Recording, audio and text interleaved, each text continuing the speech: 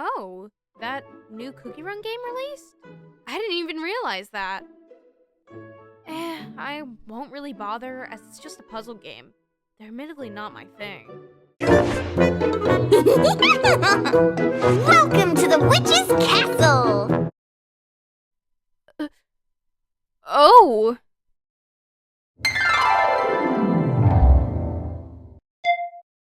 What the? Oh, come!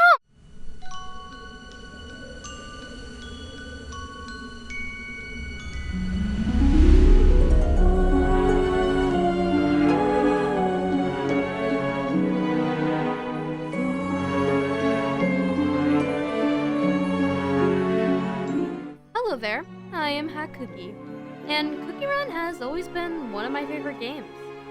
I've been playing both Oven Break and Kingdom for about 4 years now. We don't talk about Puzzle World.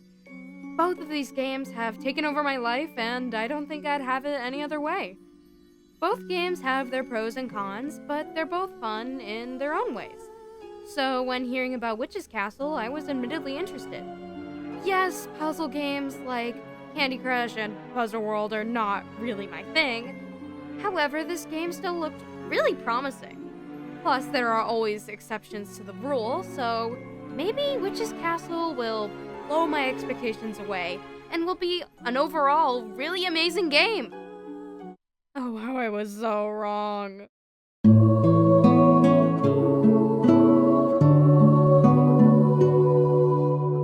I feel like it's only fair to start with the pros before moving into the cons, because Witch's Castle isn't an entirely awful game.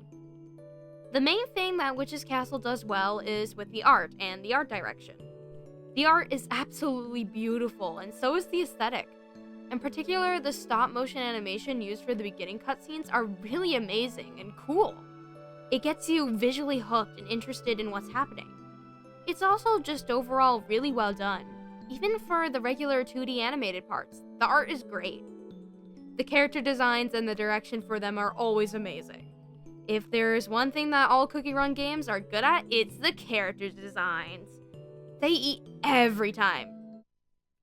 Get it? 'Cause cookies and eat. I especially love the designs for the new characters. I'm really in love with Witchberry's design and Sachatorte's designs, personally. They both look so pretty and match both of their personalities really well, with Witchberry being a little gremlin thing and Sachatorte being mysterious and elegant. First Cream's design is also so pretty. I really love how her hair looks like actual cream. Her design is also really distinctive compared to the other epics, which helps set her up as a really important character.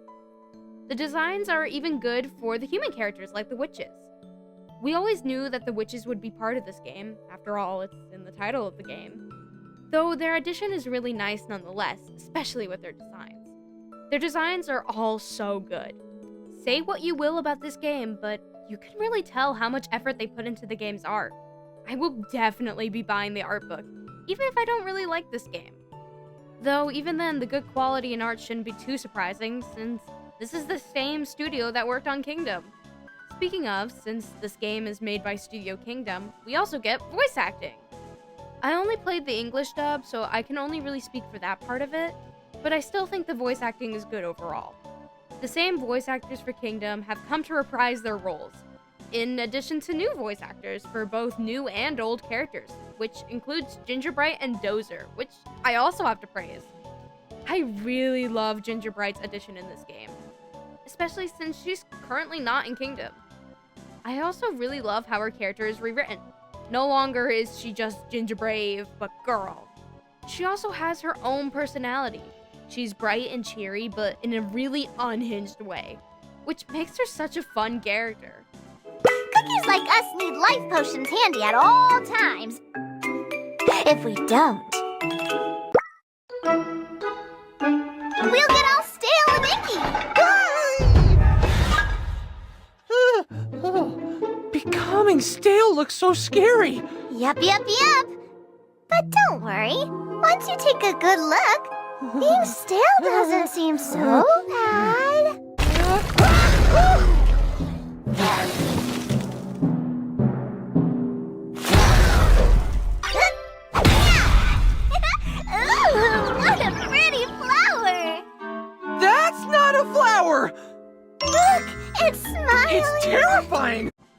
also really love Dozer's return. That was arguably one of the things that hyped a lot of people up, including me. At least with Gingerbright, she is an oven break, while with Dozer, we haven't seen him since the beginning of the series. So seeing him be acknowledged and returning was truly a pleasant surprise. This game has other things that Kingdom doesn't have, including this system where there are different little areas and rooms to decorate. And here's the good part, you can assign cookies to rooms and decorate them! This feature I really like. I feel like a lot of people were disappointed in a similar concept shown in the Kingdom art book that was ultimately scrapped, with the only difference being that it was houses instead of just rooms on a shelf. So seeing a similar idea to this concept was very nice and refreshing. And that's all the good things about this game. So it's not entirely a trash fire. Honestly, this game isn't too bad. Hell, even some of the early levels and gameplay is fun. Maybe this game isn't as bad as I thought. Oh, god damn it.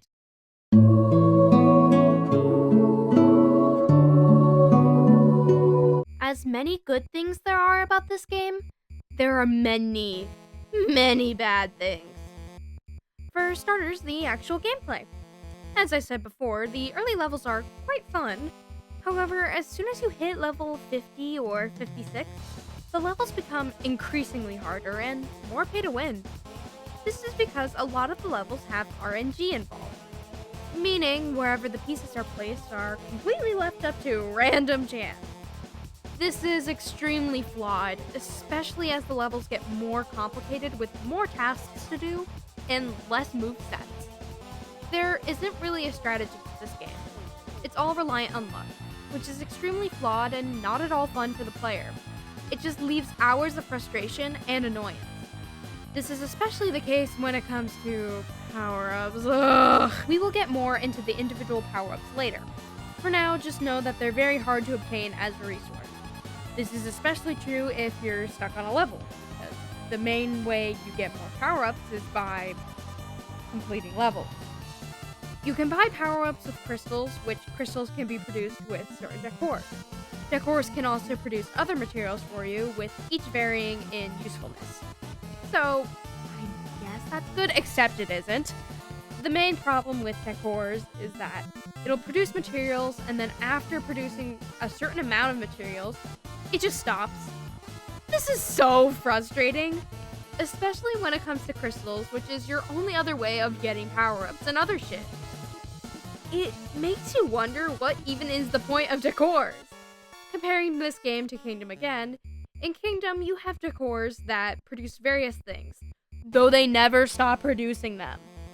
There are exceptions, like some event decor, which will produce currency for you to use for the legendary or nether gachas, though even then it's not like it just stops producing items, as after the special gachas end, they produce EXP star jellies, which is good for your cookies to level up and get stronger.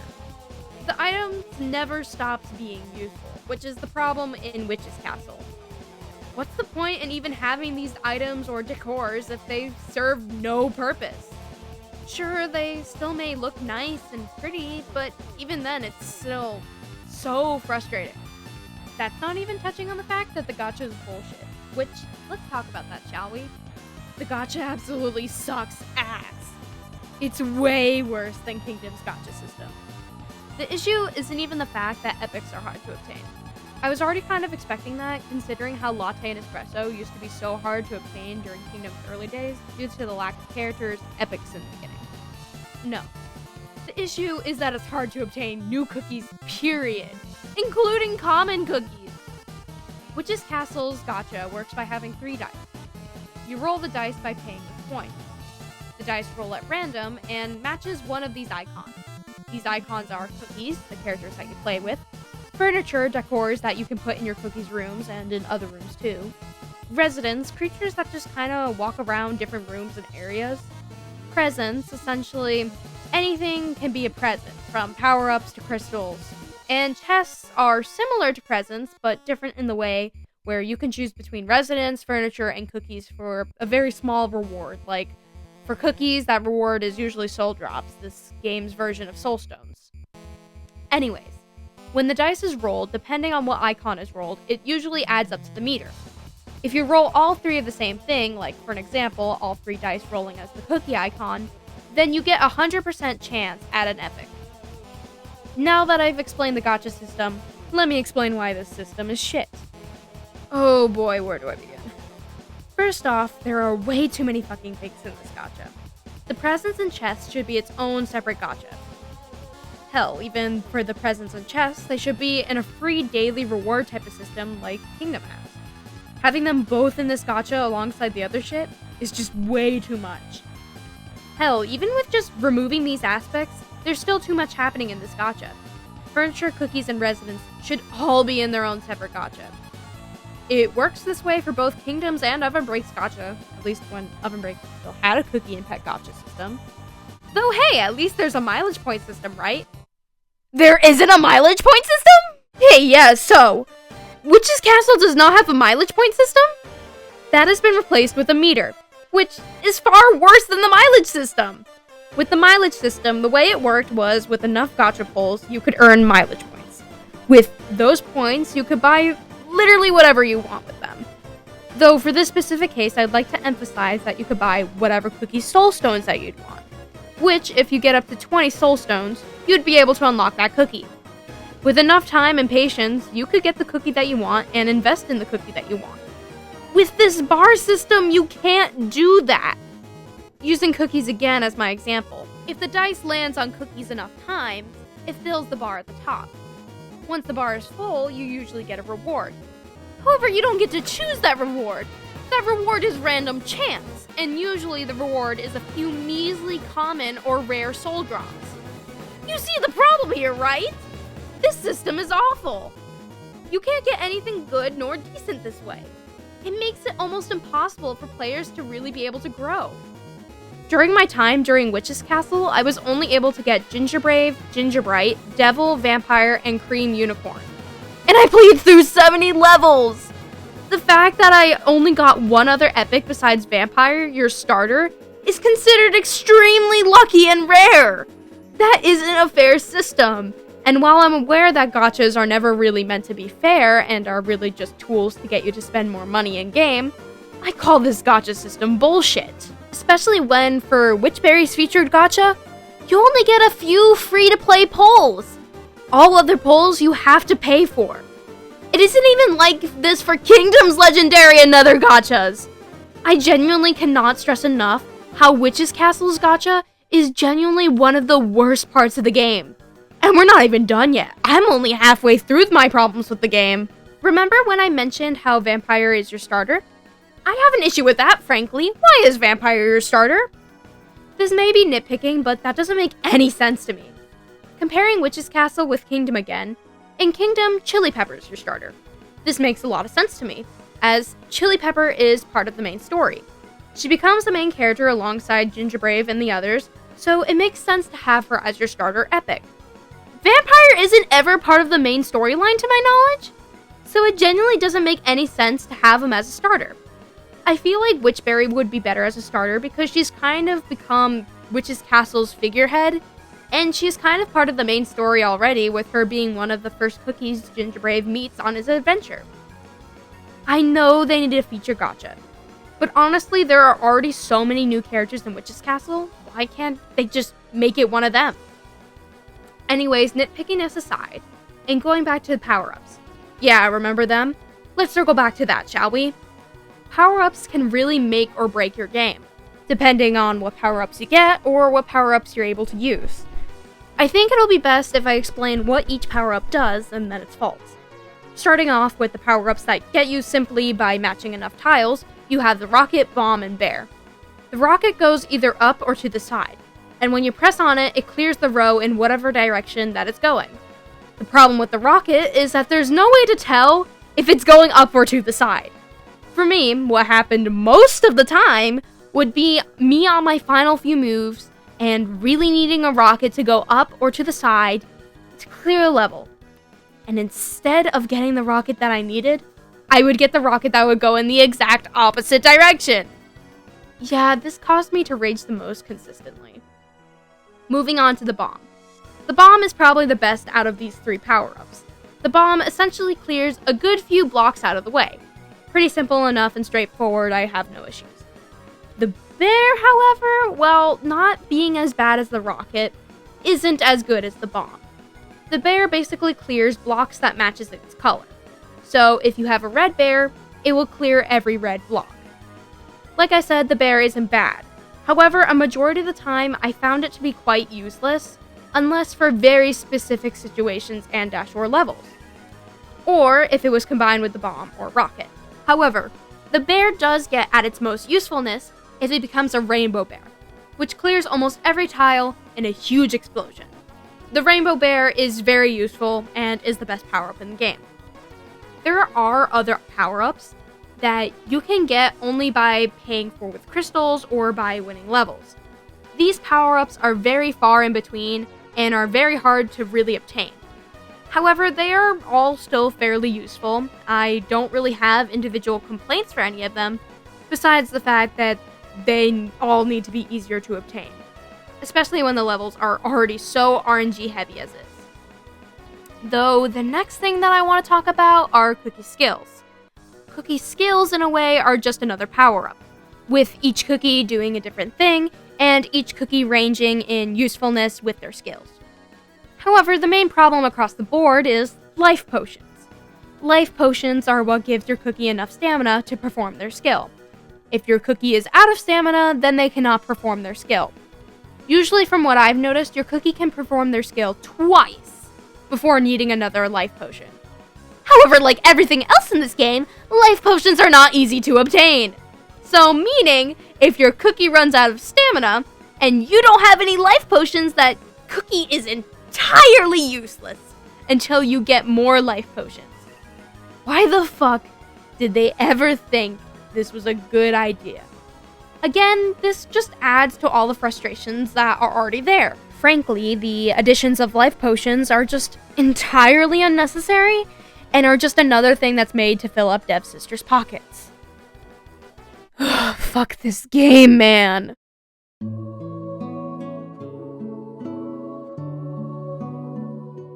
Overall, this game's art and storytelling is truly amazing. I give massive props for that. However, art and storytelling isn't enough for a good game. The gameplay absolutely sucks balls, and the game is absolutely unfriendly to free-to-play players. This game is absolutely one huge play-to-win mess, which feels like Dev Sister's entire motivation behind this game. Especially when seeing that Dev Sisters immediately rolled out those clickbait ads for the game. Oh my god. This game is a flop, and frankly a disappointment. Not only for me, but for other people as well. A lot of fans are already dropping the game, including me. At this point, I'm just really hoping that Cookie Run's other future titles are better than this. And with that, I'll see you in my next video. Editing hack here. As soon as I finished the script for this video, Cookie Run Witch's Castle immediately announced a patch update, which of course that has to happen to me. So I'm still gonna release this video because I still put a lot of hard work into it.